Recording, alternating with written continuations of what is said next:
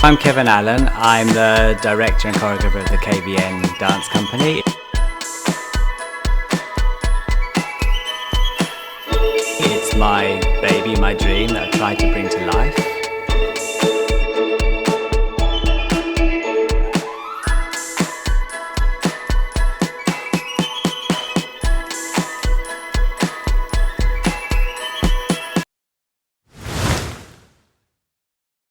I chose Coppelia for two reasons, really. Number one, I love folklore and fairy tales and fantasy and all that kind of thing. So when I saw Coppelia as a child, I was about 9 years old when I saw the first one. I loved the idea of this clockwork toy, but I also felt that the ballet was quite light and fluffy. So I always thought there's much more to it. And so over the years, I've been developing in my head, in my mind, and I thought there's so much more I can do. The original story was very dark. It was in the 18th century it was written. It was much more Tim Burton-esque and kind of Frankenstein-y and a bit scary, and I thought they don't touch on that side at all with the ballet anymore, so I wanted to look at that side and make it a lot more interesting.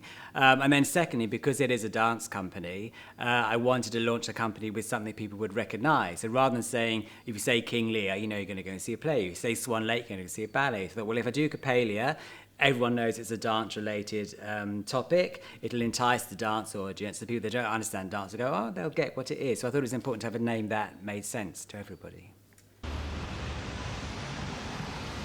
Kevin's kind of given us room with our characters to kind of build on our backstories and build on the context of our characters. So I feel like each of us has kind of put a bit of ourselves into the character without even knowing anyway. We're very serious and very like own everything, but then as we go on, we become more like an integral part of the villagers, so it's like kind of just finding that where we kind of stand in the piece and our relationship with everyone else, not just with each other. Having an actual story where you can be the serious person at the beginning, but then there's like my character goes really camp at one point, but then it's bringing it back. I feel like often we're kind of the comic relief in sections, which is really fun. And then I've got a massive crush on Gretel, who's being played by Laura, who's amazing.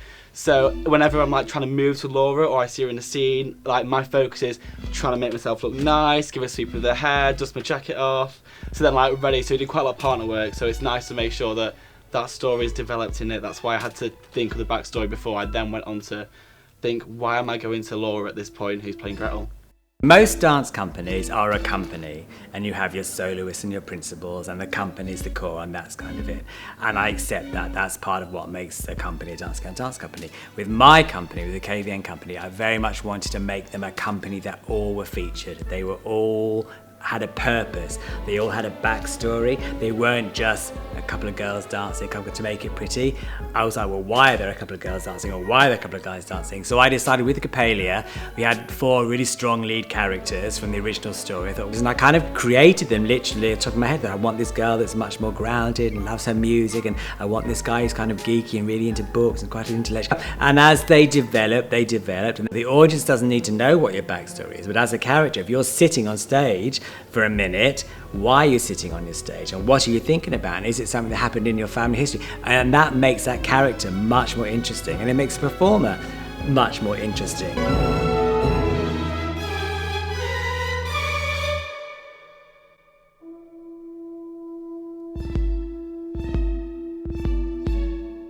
I find working with Kevin really energizing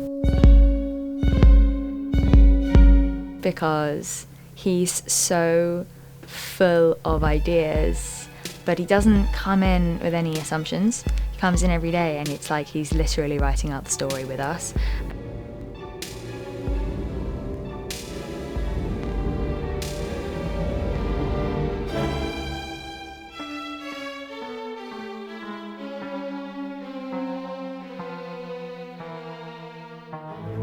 I never prepare. I prepare the logistics. I prepare all the times, and I'll get the music mix, and I know casting, I do all of that, but I never prepare the steps. I never sort out choreography. I've tried, some choreographers have to go home and do it in the mirror and write it all down. I come, right, you're doing this, 6, 7, they teaked it. I can't be that kind of person. I'm very much, I like to work with the artists in front of me, feel their energy, their warmth, their passion. They can give ideas in my choreography I haven't thought of. It's a very organic kind of thing. And I find that if I'm under pressure, I can actually churn it out. It kind of helps, that pressure, so you get everything done without the preparation. And again, as I said, the music is my core, so I kind of know the ambience I want to create in the scene, and I know the scoring is out the back because I've mixed it all and heard it for weeks beforehand, but then I just let the music take me, and that's why I go into this kind of trance thing. And I was never aware that I whistled this whole thing until Tamsin said to me, "You always go to head to the side and do."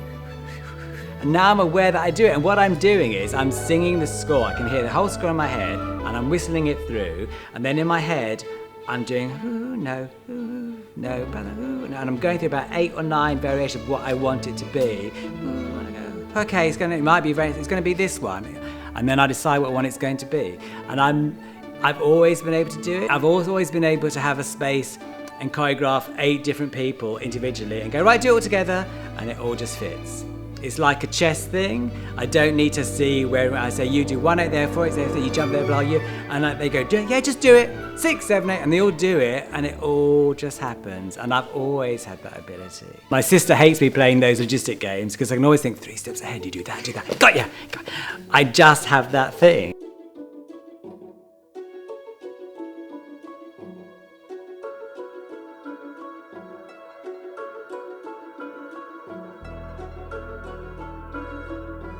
My name is Richard Berg, and I do the music.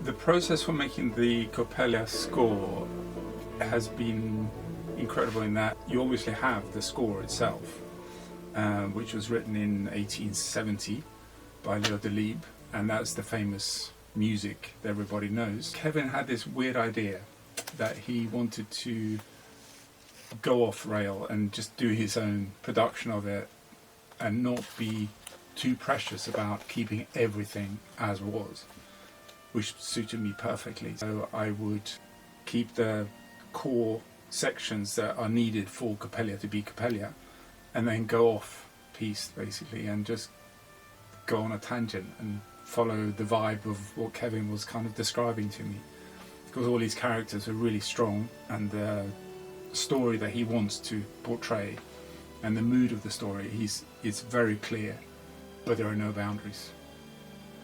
I'd met Ricard a few years earlier. Quite randomly, I booked him to be a guitarist on a big corporate job I was doing in Germany. And he asked me to come out and play guitar in one section. We got talking, and we got on really well. And then it transpired that I'd done an album in about 2000 called Bleaching. It was with a DJ called Jeremy Healy. Kevin went, "Oh, I've got that album." I was like, no, you don't have that album. It never really came out. And through that conversation, I found out purely on the set that he had recorded this album, which is one of my most favourite albums of all time. I had no idea he was on it, or he'd produced it, or done it. And I was saying, well, you did that album? And I said, I have to tell you, that album is amazing. And he said, no one's heard of it. I said, I've really heard of it. I've used it so much in my shows. You've lost so much copyright revenue. I shouldn't be telling you that. But I didn't know you connected. So I knew he had that depth, that soul that I was looking for. And then, after we came back from Berlin, he suddenly just phoned me and said, I've had a thought. I want to do this Coppelia, and I think you'd be perfect for it. I was like, oh, come on. We're kind of in sync without talking. It's just a perfect combination. And I would say that's the same with Wendy Oliver, who does all my wardrobe for me. I met Wendy 6, maybe 7, maybe more, 10 years ago through various jobs. She's quite a character, as you know, and she's adorable. And again, she just can make anything happen. You give her a bit of string, but etc. She'll make something happen. She's got that brain. We'll do this, we'll do that, we'll pull it here, we'll do that. But it's just incredible. Just kept coming back to me, and I thought, you know what? We haven't got much money. I'm just going to use these beige pants and turn them into jodhpurs or dresses, or rip them up and sew them. And that's how the first one we did, and we added like net to it, lace to it, all sorts of things. And it was great because that was more fun, more imaginative, and turning an old back panel of trousers into a front apron with pockets, or into a skirt, and they've got slightly more elaborate now for this, but that's the whole beginning, and the colour scheme that we used as well. And so I've got Ricard, who's like this pot puree of incredible creativity, and I've got Wendy, who's the same. And with Wendy, I'll give her my ideas. I want this kind of character, I want it like this. I give her inspirations, I'll give her tear sheets and sketches, and I say, just go away, and off you go. And Ricard, go away, and off you go. And they just come back with this incredible stuff. And they're also very open to change. They say, Kevin, what do you think? Because they know there's got to be one vision at the end of it, but they're so online with my vision, it's not a fight ever. It's just like, try that. And you go, oh, that's a genius idea. And I say, try that. And we're like feeding off each other. Heidi is amazing. So she, especially the first week when it was just the four of us in, she would like pull me aside in little bits and we'd go over like tiny little things that she would spot, because Kev's so busy doing the next bit, doing the next bit, doing the next bit. She kind of pulls me aside and worked on like even the placement of where I am with the book or a certain lift, and she works out how we can make it work. So she is incredible. She's such an inspiration and she's so clever.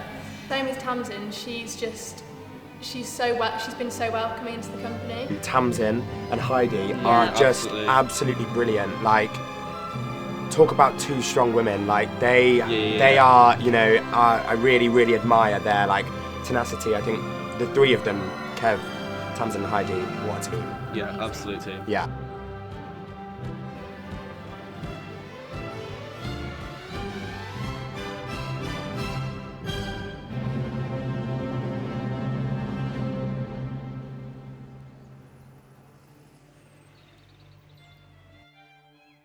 I've always wanted to reform my own company, never had the guts to do it, been a little bit scared and daunted by the whole prospect of it.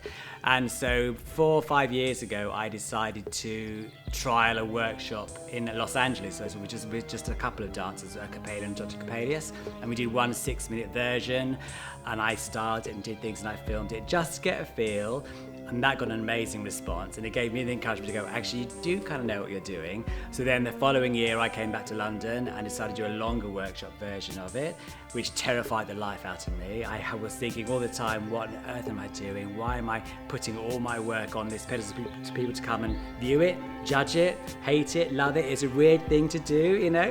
But I got through that, and luckily I had Heidi Ashton, who's been helping me with this, took me on that road and held my hand and said, you can do this, don't worry. And that got an amazing response. That's very interesting when it's dance. People understand musical theatre, they understand drama. When you say dance, they go, ooh, a little bit twitchy. So I had lots of producers going, we really love it, but we're not sure what to do with it. And so I then thought, well, the only way I'm going to get this mounted is to self-fund it and put it on and say, actually, come and look at the most full production I can do of it within my limitations, then maybe you'll really get it. So I was going to hopefully do that probably a year and a half ago, and then we had the pandemic and that kept postponing. I was looking for different venues, and I settled on the Cockpit Theatre purely because it was a more intimate space, which is what I wanted the company to be about, being up and close personal to dance. It's been so strange during the whole COVID period because you still miss working with people in a room, and that's where collaboration is fantastic when you're both in the same room. And you see it with Kevin when he choreographs the dance moves. He doesn't really do it until the person is standing in front of him. They find his own, they find the headspace together. Stop postponing because of COVID. I thought, well, we're kind of coming out of the pandemic. Do I postpone it again? It's like an old record to postpone it again. But I thought, do you know, just take the plunge. If anything, the pandemic's given me time to really focus on it and not be distracted by other work commitments and travelling. So it was a bit like the workshop in London when I just went to Heidi, what am I doing? And she held my hand and said, we can do this, and she's guided me through.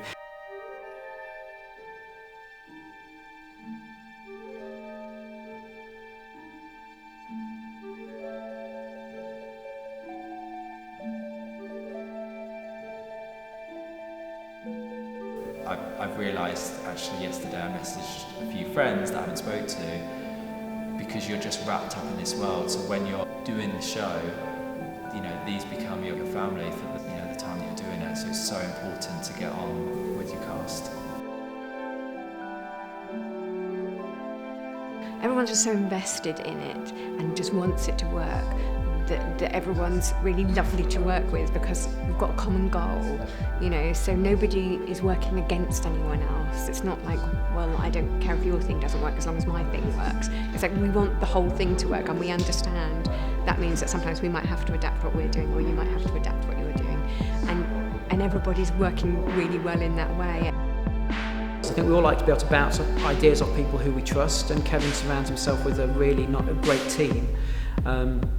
Which I'm very lucky to class myself as part of, and I think having that team around you can just give you the confidence.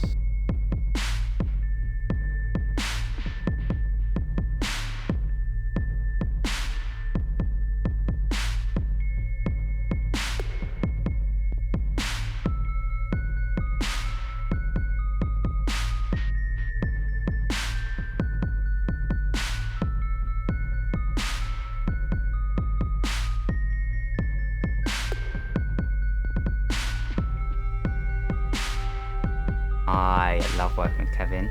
He is a genius to begin with. You sort of just like, I said today, I was like, he's got like a Kev cloud in his head. He's got like almost 3 brains. I don't know how he juggles everything. But yeah, it's also that thing of he always just makes you feel so relaxed, and he has such great belief in his dancers, so you always feel like he wants the best from you. And he just keeps everyone just calm and on a level, and we get things done. He's absolutely incredible. I don't know how he does it. I think with the cast as well, they're so invested in making Kevin's vision come to life as well, because he like chosen us, so we're all like, right, we want to do it the best to our ability for Kevin. And he's just amazing how he's understanding about all our different abilities. Like, we've got people in here who are more commercial background, who are more ballet background, who are more contemporary, and his ability to get all those styles, put in like a melting pot, and then just let us be ourselves really is such a special thing, especially with this cast of individuals who are all amazing, talented, and will for a laugh. Any company or group, it always starts on the top, and if you're, you know, there's other companies or times where I've worked on sets or things, and the person at the top is not sure, or they're frustrated, and then that filters down. Kevin makes it such a lovely environment, and therefore it's great to work in, so it's fantastic to work with him. Some of them have known each other a long time, some of them are brand new additions to the company, and they've come together really, really beautifully. It has been quite a roller coaster for a lot of reasons. I've had so much love and support for it, which I'm quite overwhelmed by, as you can tell. I keep getting quite emotional about it. Which I don't expect. This is just my job. I love my job. But I have dancers that believe in me, and they want to work with me, and they want to be part of it, and my wonderful Wendy and the costumes and the lighting and the sound. And they've all said, Kevin, we know you have the talent. We're going to support you. You know, we'll take a 50% pay cut, or we'll take no money at all. They all just want to be part of it because they have such belief. I hope that people will just come in, sit down, relax, and just let themselves go with it, because it's a journey, you know. Hit me the other day that all my dancers in the company, this is an experience they have throughout their whole life. And I look back to when I was working, when I did videos and stuff, I thought that's been part of my journey. And I look back for 30 years ago, that was a big part of my journey. And so I thought, my God, I've created something for all the people in the company. This is now part of their life's history. How strange is that I've created it? And hopefully it's a positive moment of their history.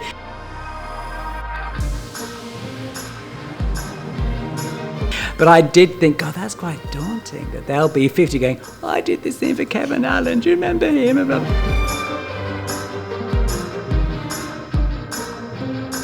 You know, I've put this like set in stone now. So that I find quite awe-inspiring and humbling at the same time.